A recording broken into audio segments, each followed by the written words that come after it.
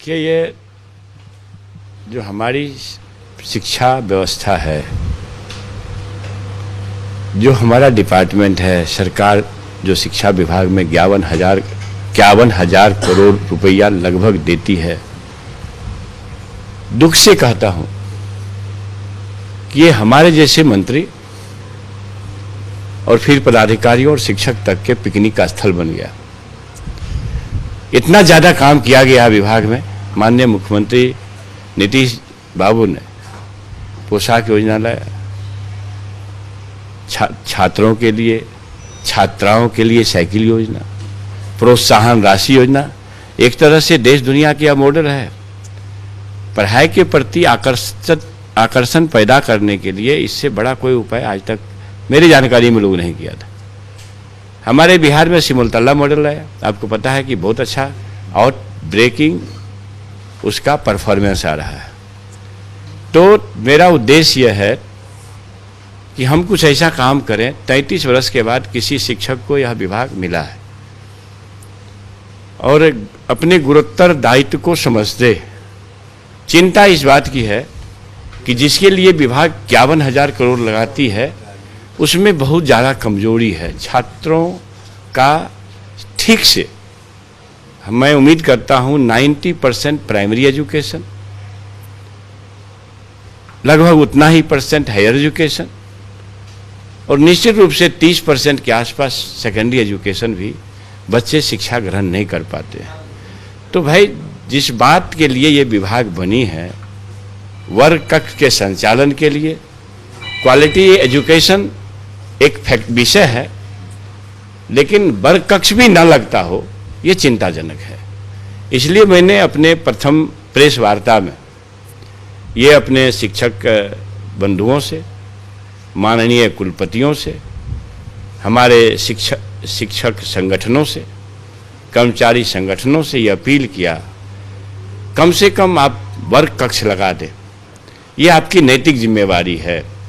अगर हम शिक्षक इसलिए हैं, पहले तो मैं शिक्षक हूँ, रहे नहीं हैं, एक मंत्री जी का पद जनता कभी ले सकती है, तो शिक्षक हूँ और 25 में रिटायर करूँगा।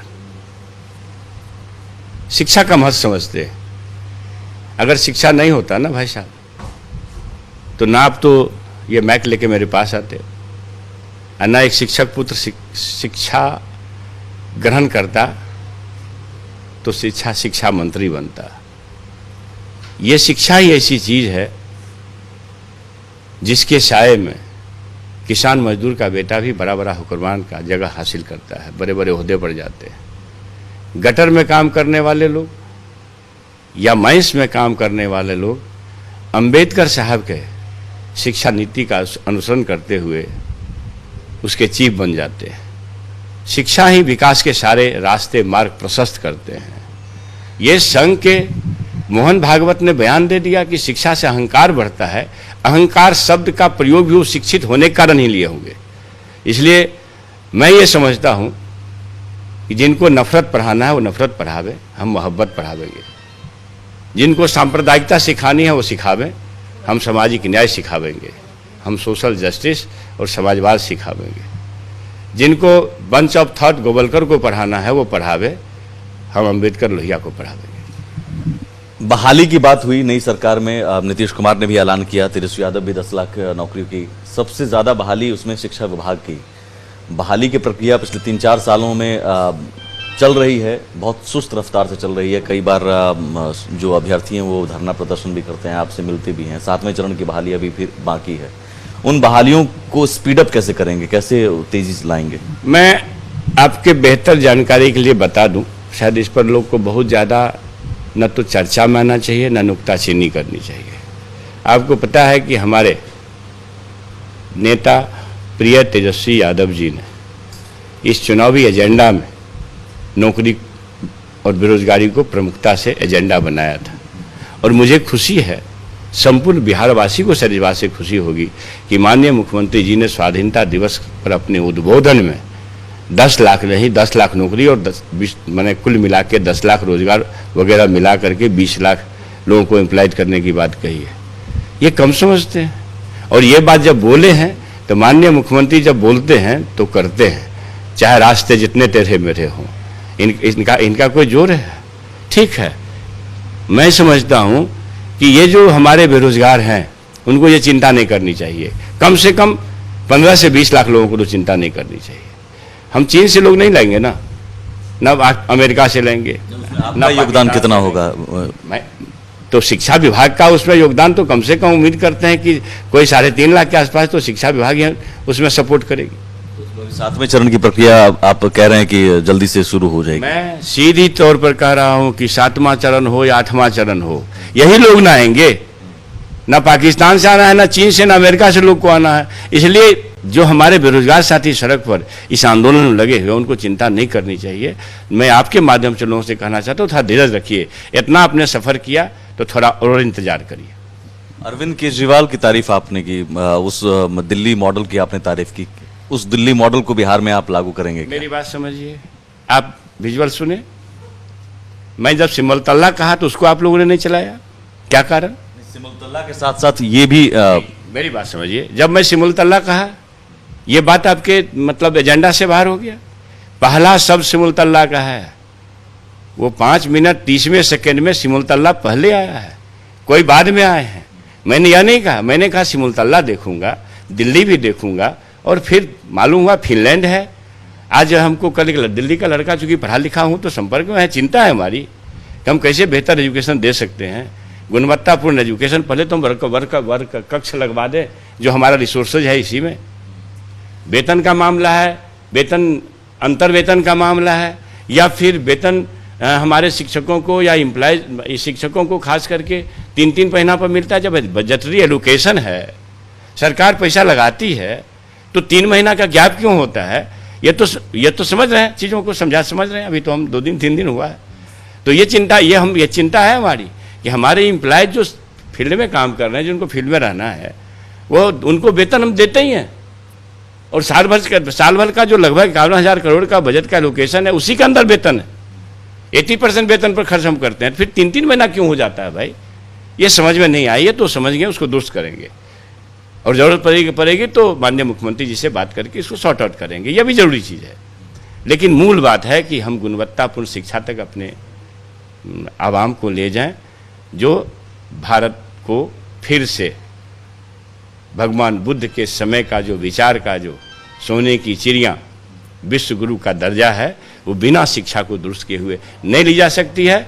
संघ प्रायोजित लोग शिक्षा को चौपट करना चाहते हैं, मनुस्मृति लाना चाहते हैं, इसके हम लोग कतई साथ नहीं। शिक्षा विभाग से इधर महागठबंधन की सरकार बनने के बाद आरोप बीजेपी की तरफ से लगाए जा रहे हैं, जंगल राज। आपके पुराने एक मामले 10 कारतूस मिलने को लेकर सवाल पूछे जा रहे हैं। मैं मंगाया 19 का केस है। अगर मैं आपराधिक वृत्त करता और प्रशासन दिल्ली की ये समझती कि ये अपराधी हैं, तो हमको थाना से नहीं छोड़ा जाता। वो प्रशासन महसूस किया कि एक ऐसा प्रोफेसर जो विधायक भी है और लाइसेंस होल्डर है, और उस समय भी आप लोग इंटरव्यू किए होंगे, और ऑल बिहार का लाइसेंस है। अब गलती से दिल्ली चली गई 10 काटी लेके कौन सा अपराध करेगा लोग, सो बताइए, वो भी हवाई अड्डा पर ले जाकर। मैं ट्रेन से गया था भाई, और आ रहे थे प्लेन से, इमरजेंसी थी, मेरी माँ की तबीयत भी खराब थी, और उसमें मेरे चूक के कारण तो नहीं, खैर चूक मेरा ही होगा, मेरे कोई स्टाफ के कारण रह गया। तो भाई इलाका है, हम जब लाइसेंस होल्डर हैं तो जब क्षेत्र में घूमते हैं तो अनुगप्ति युक्त चलते हैं, तो उसी में गलती हो गई तो चले, जो भी मुकदमा बना। अब देखिए 19 का मुकदमा है, 2020 में ये क्वैश हुआ है कोर्ट दिल्ली से। अब फिर 2000 इसकी जरूरत नहीं थी, क्योंकि जब क्वैश हो गया तो हम लोग ध्यान नहीं दिए, सोचे क्वैश हो गया। लेकिन फॉर्मेलिटी होती है कि डिस्ट्रिक्ट कोर्ट से भी उसका एक कंप्लेंस होना चाहिए, क्योंकि समन तो डिस्ट्रिक्ट कोर्ट जारी करती है ना। तो डिस्ट्रिक्ट कोर्ट भी 5-8 को ये क्वैश कर दिया, देखिए स्टेटस रिपोर्ट है। और जो लोग चाहे बड़े बड़े लोग हैं, उसने मेरी छवि धूमिल करने का काम किया है, छोड़ूंगा नहीं। निश्चित रूप से मानहानि का मुकदमा करूंगा और शायद करोड़ों में जाएगा। ये मजाक है क्या? बीजेपी के नेताओं पर, ये जो भी नेता है, बड़े हो छोटे हो, मोदी हो सोदी हो, कोई भी हो, जरूर करूंगा। ये मजाक है? हमारे पार्टी की और हमारी छवि को धूमिल करने का कोई प्रयास करेगा, 5-8 बैच को स्टेटस देखिए, मैं दिखा रहा हूं साहब, ये मजाक बना दिया लोग। तरीपार को नहीं खोजेंगे, अमित शाह तरीपार है, 40-40 मुकदमा है नित्यानंद जी पर, 10 हत्या के मुकदमे चल रहे हैं, उसको कोई नहीं खोजेंगे। वो तो कह रहे हैं दागियों की भरमार है यहाँ पर आप सरकार यार में। तो तरीपार नहीं ना है कोई हमारी पार्टी में, तरीपार से बड़ा भी कोई दागी होता है, हमको सो बता दीजिए। 40 मुकदमे के कौन मुजरिम है हमारे, 4 भी मुकदमे के मुजरिम नहीं है, अद्भुत बात है। इन मसलों को क्यों उछाला जा रहा है, पुराने मसलों को? इसलिए- जंगल राज बार बार कहा जा रहा है। इसलिए जो देश में नफरत फैलाने वाले लोग हैं वो चाहते हैं कि हम लोग भी किसी को दूसरे को नफरत फैलाने में वातावरण बनावे। ये ठीक बात नहीं है, मैं छोड़ूंगा नहीं। बहुत शुक्रिया। तो हमारे साथ थे शिक्षा मंत्री प्रोफेसर चंद्रशेखर। अपने ऊपर लगे आरोपों पर भी उन्होंने सफाई दी और शिक्षा विभाग में आगे आने वाले दिनों में उनका क्या विजन है उस पर उन्होंने अपनी बात रखी। वीडियो जर्नलिस्ट अतुल राज के साथ सुमित झा, न्यूज नेशन।